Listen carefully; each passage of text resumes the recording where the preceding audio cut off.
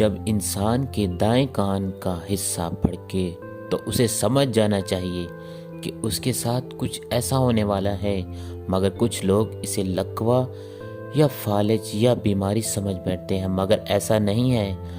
یہ بھی اللہ کی طرف سے اشارہ ہوتا ہے۔ جس انسان کا کان کا دائیں سائڈ کا حصہ یا نیچے کی سائڈ یا درمیان میں یا بیچ میں یا اوپر والا حصہ اگر وہ پھڑکے تو سمجھ جانا چاہیے اس کے ساتھ کچھ اچھا ہونے والا ہے۔